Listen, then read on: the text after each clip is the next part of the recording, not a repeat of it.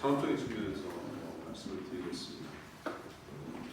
테슬라가 2008년도에 아마 로드스타라는 전기차를 처음으로 시장에 나왔습니다. 그 당시에 이제 혁신적이다, 엄청나다, 사고 싶다는 많은 이제 소비자들의 그 표현이 있었고요.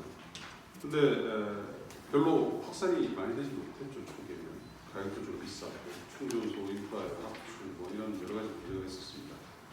그리고 GM도 볼트, 지금 V볼트입니다. V볼트를 시장에 이제 2010년도에 생산을 하기 시작했죠.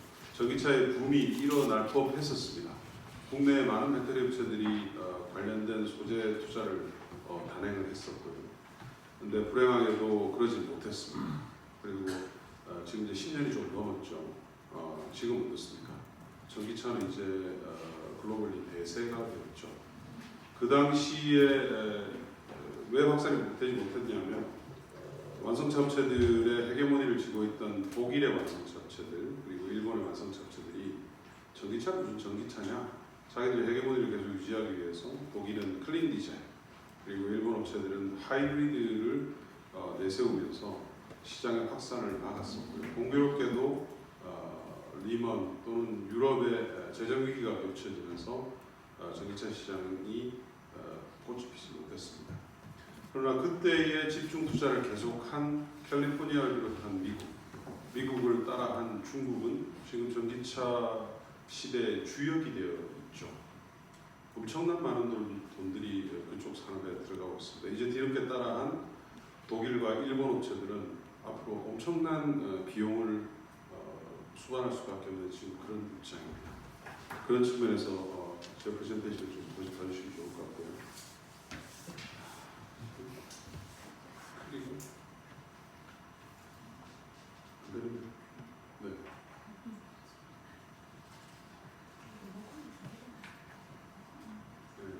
넘겨주시죠.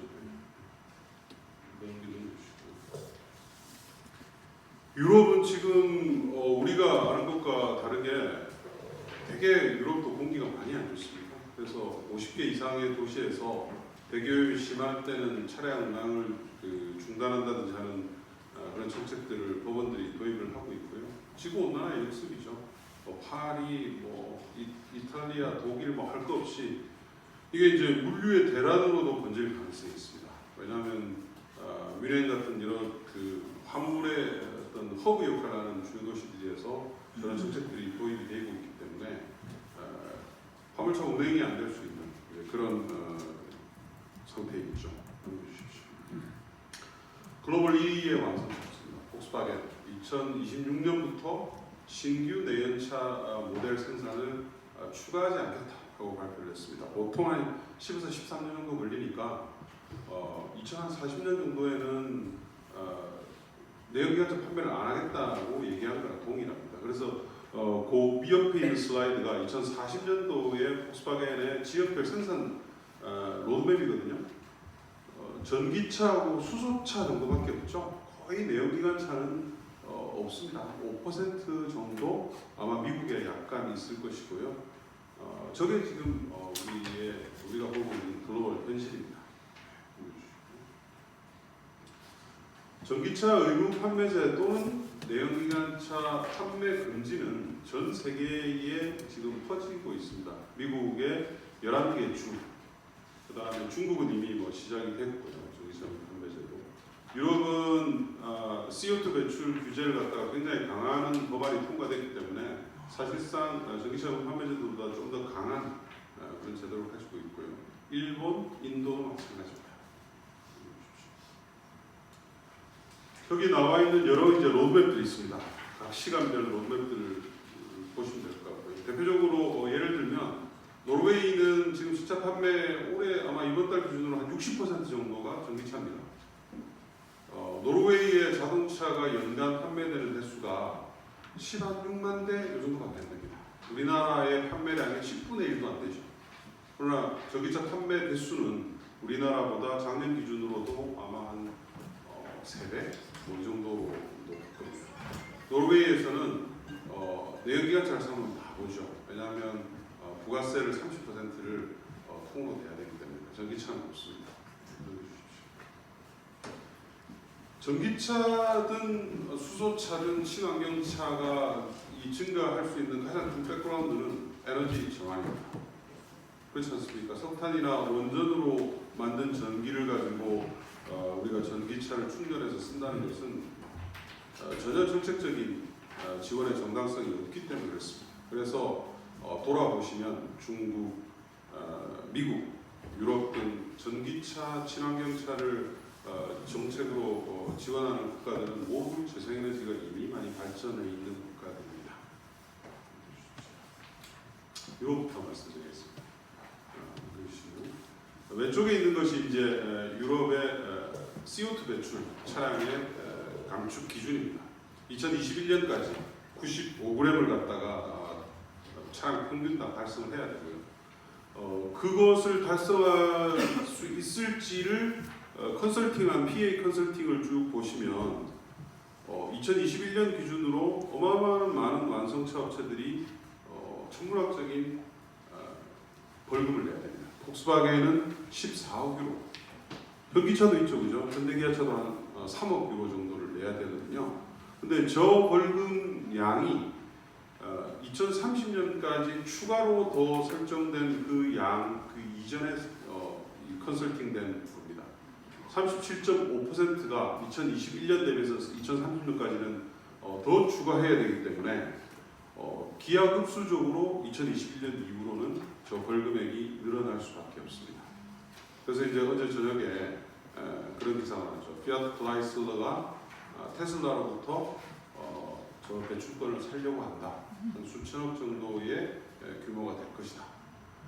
이게 이제 친환경차를 우리가 물론 환경적인 요인이지만 이제는 얼마나 파괴적인 영역에 들어갈 수 있는지를 이제 볼 수가 있습니다.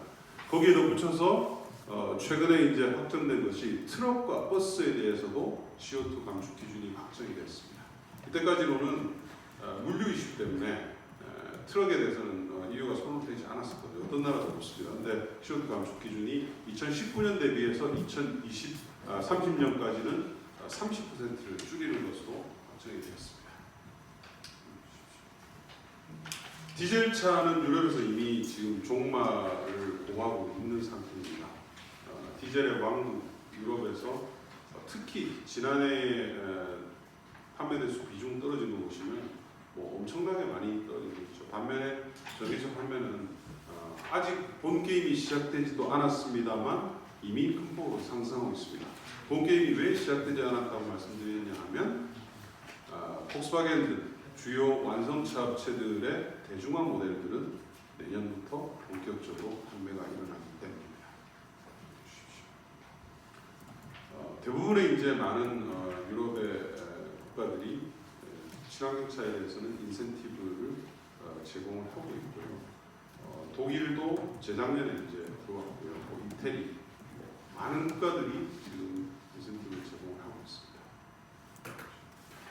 미국을 말씀드리겠습니다. 미국은 캘리포니아가 이끌어갑니다. 미국에는 연비 규제가 두 가지가 있습니다. 하나는 연방정부의 연비 규제, 또 다른 하나는 캘리포니아식 연비 규제입니다. 캘리포니아식 연비 규제가 연방정부 연비 규제보다 더 먼저 생겼기 때문에 연방정부에서 주들한테 얘기를 했어요. 뭐 할래? 연방정부 규제 따를래? 캘리포니아식 따를래? 그래서 손을 든 11개의 주들에서 제로 에미션 비클, 전기차 의무 판매 제도죠. 판매 제도가 시행이 되고 있습니다. 계속 비율이 높아지게 돼 있는데 이것도 더 추가로 강화될 것이고요. 미국 전기차 판매의 60에서 70%가 이들 11개의 주에서 나오고 있습니다. 그래서 트럼프가 아무리 공격을 해도 이것은 바꿀 수가 없는 미국에서 흐름이 이어지고 있다 이렇게 보시면 될 것 같습니다. 약 한 50%의 전기차 판매가 캘리포니아에서만 일어나고 있죠.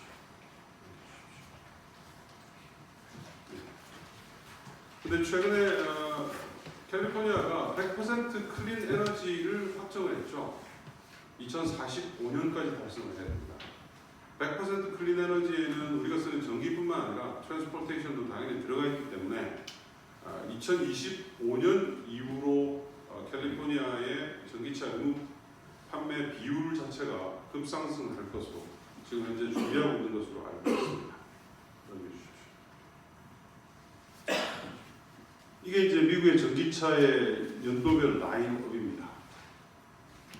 계속 증가하고 있죠. 2018년에는 한 줄이 모자라서 제가 두 줄을 썼고요. 근데 이거는 이제 전초전에 불과합니다. 아까 말씀드린 독일 그리고 일본 이런 이제 업체들의 대중화 모델들 전기차 판매는 본격적으로 내년부터 시작이 되기 때문에 아마도 이 바닥에 닿았을 못쓸 것 같습니다. 이건 정책이니까 읽어보시고요. 중국은 전기차 굴기를 하려고 합니다. 기존의 중국은 완성차, 기존의 내연기관차는 자기 시장에서밖에 못했죠. 외국에 판매가 되기 어려웠습니다. 엔진에 대한 장벽 때문에. 근데 이제 그런 장벽이 없죠. 배터리 차 시장이기 때문에. 그래서 산업으로 이것을 접근하고 있다. 이렇게 보시면 될 것 같고요. 보조금은 매년 낮추고 있습니다. 전기차 보조금 낮추고 있는데 그럼에도 불구하고 전기차가 팔릴 수밖에 없는 이유는 아예 플레이트를 주질 않습니다. 거의 로또가 되어 있죠. 주요 도시들에서는 자동차 플레이트를 넣기 위해서는 거의 그 당첨을 받아야 되기 때문에 반면에 전기차는 그냥 무제한입니다. 그렇기 때문에 전기차 판매가 계속 증가하고 있다 이렇게 보시면 될 것 같고요. 다음 페이지 넘겨보시면 이건 이제 중국이 올해부터 전기차 의무 판매 제도가 도입이 됐습니다. 크레딧 기준으로 10%고요. 내년도는 12% 계속 올려서 제가 추정해 보면 2040년 안에는 아마 신규로 판매하는 차들은 전부가 다 전기차가 될 것으로 이렇게 보입니다. 전기차를 가지고 세상을 거의 말아먹을 태세입니다. 신규 전기차 제조업체들을 허가 낼 때부터 중국 정부가 개입을 하고 있고요. R&D 능력이 되는 대기업의 펀딩을 받은 업체들만 주로 지금 허가를 내어주고 있습니다. 이 업체들이 이미 국내에도 들어오려고 지금 뉴스가 나왔죠. 그 GM의 문상 공장을 중국의 바이튼이라는 회사하고 한국 업체가 같이 인수를 해서 국내 시장에 들어올 것입니다. 바이튼은 구글에 한번 쳐보세요. 전기차가 얼마나 섹시한지. 넘겨보시죠. 국내 이슈입니다. 국내는 상당히 걱정되는 게 자동차 관련 직접 고용 인력이 너무 많아요. 근데 약 한 40% 정도의 부품수가 작습니다. 전기차, 내연기관차에 비해서. 가만히 놔두면 40%가 줄어든다는 얘기죠. 그래서 어떻게 해야 될 것이냐? 전기차를 열심히 하고 배터리차 또는 수소차든 친환경차가 늘어나는 쪽으로 정책을 집중할 수밖에 없는 것이죠. 다행인 것은 글로벌 전기차용 배터리 산업에서 한국 업체들이 차지하는 위상이 매우 높습니다. 좌측에 보이는 것이 이제 시장 점유율인데요. 국내 업체들이 LG, SDI, SK 이노 이 세 업체가 잘 하고 있고요. 저기에는 중국 CATL이라든지 뭐 파나소닉이라든지 이런 업체들이 있지만 아직 국내 업체들이 납품을 하게 되는 아까 말씀드린 매스 프로덕션 대중차들 전기차들의 판매가 본격적으로 내년부터 시작이 되기 때문에 앞으로는 저 업체들의 점유율을 우리가 충분히 따라잡을 수 있는 그런 입장입니다. 근데 우측에 있는 것이 키 차트입니다. 매우 불행하게도 우리 배터리 업체들의 합산 캐파에서 한국 시장, 한국 전기차 시장이 차지하는 비율은 1%대밖에 안 됩니다. 중국의 CATL과 BYD의 합산 캐파에서 중국 전기차 시장이 차지하는 비율은 엄청나죠. 90몇 % 정도 되죠. 테슬라의 배터리를 납품하는 파나소닉은 일본 업체이지만 제가 그냥 미국 업체로 분류를 했습니다. 테슬라가 미국 회사니까요. 약 한 40%를 미국 시장에 소비해주고 있죠. 이게 예전에 우리가 MB 정부 때 그죠? 에너지 전환한다고 하면서 풍력 태양광 잔뜩 업체들 만들게 해놓고 국내 시장에 다 고사했잖아요. 똑같은 차트입니다. 전기차 판매제도를 해서 국내 시장을 넓혀놓지 않으면 우리 배터리 업체들은 어떤 리스크에 노출될지 모르죠. 이미 그런 리스크들이 여러 가지 나오고 있습니다. 독일이 이번 달에 자체적인 배터리 셀 공장을 만들겠다는 어나운스를 할 것으로 이렇게 보입니다. 독일 업체들은 100%라면 좀 많고요. 한 7, 80%는 국내 배터리 업체들하고 계약을 체결했습니다. 2025년까지는 안전하나 그 이후로부터의 계약은 자기들이 하겠다. 이렇게 나오면 우리 배터리 업체는 어떻게 될까요? 자국의 리뷰를 빨리 만들어주는 것이 꼭 필요합니다. 네, 해주시면 제일 많은 질문들이 그겁니다. 그러면 배터리 업체들이 얼마나 성장을 해서 산업을 좀 발전시킬 수 있느냐? 제가 이제 그래서 대충 계산을 해봤죠. 계산의 근거는 배터리 팩 단가가 저렇게 급락한다는 가정 하에 만들어진 겁니다. 2027년, 8년 정도 되면 우리가 그렇게 좋아하는 삼성전자 하이닉스의 메모리 산업을 추월을 하게 됩니다. 전기차 배터리 산업으로만. 여기에 배터리의 수요가 전기차뿐만 아니라 오토바이, 비행기, 배 여러 군데로 확산이 되고 있는 상황이라서 이 배터리 산업의 육성이 꼭 필요하다. 그러기 위해서는 의무 판매제도 필요한 거죠. 그리고 이제 아까 많은 분들이 말씀드린 이슈지만 지금 수입차 중에서도 거의 한 40에서 50% 정도가 디젤 차거든요. 독일 업체들이 안 팔리는 디젤 차를 아시아권으로 다 실어 나가고 있죠. 한국, 인도 뭐. 그래서 이것을 제한할 수 있는 방법은 가장 확실한 것은 의무 판매제를 도입하는 거예요. 몇만 대 이상 파는 업체, 몇천 대 이상 파는 업체들은 전기차를 무조건 도입을 해라. 그러면 우리나라가 노르웨이보다 3분의 1밖에 전기차 판매가 안 될 이유가 없지 않습니까? 그렇죠? 그러면 우리나라에서 가장 빠른 속도로 전기차의 신모델들이 출시가 될 겁니다. 소비자들의 구매 욕구를 당길 것이고요. 우리는 좀 더 깨끗한 공기를 마실 수가 있겠죠. 네, 이거는 뭐 보시면 될까요? 네, 거의 뭐 제 말씀 다 드렸는데 마지막으로 제가 그 매듭을 드리면 애널리스트 입장에서 여러 가지 에너지 정책들이 나올 때마다 많은 이제 논란을 보고 있습니다. 보고 있는데 정책을 만드는 가장 근본적인 원인은 잘 먹고 잘 살자는 거예요. 쉽게 얘기하면 그것도 국가 전체다. 그렇게 이제 정책을 만들면 다 이제 그게 결국은 우리의 산업 경쟁력이 되고 국가 경쟁력이 되는 건데요. 특히 에너지 정책에서는 그렇지 못한 케이스가 너무 많은 것 같습니다. 그래서 그 부분들을 조금 헤쳐나가야 되는데 예를 한 가지만 들고 내겠습니다. 독일이 이제 글로벌 완성차 시장의 이제 뭐 메카지 않습니까, 그렇죠? 근데 독일은 노조가 어마어마하게 발전해 있는 국가죠. 노조가 보드 멤버로 참여를 하는 국가이기 때문에 노조의 동의가 없이는 사실은 하기 어렵습니다. 근데 독일 정부가 그래서 계속 클린 디젤을 계속 밀어붙였던 거죠. 근데 최근에 이제 EU의 그런 이슈들 때문에 정책을 바꾸고 있죠. 노조의 대응은 이렇습니다. 너무 빠른 전환은 반대하나 이왕 전환할 거면 우리 자국 내에 일자리를 많이 일으키는 방향으로 전환을 해달라. 우리도 이런 지금 정책들, 사회 구성원들의 기조가 꼭 필요할 것으로 봅니다. 이상 마치겠습니다.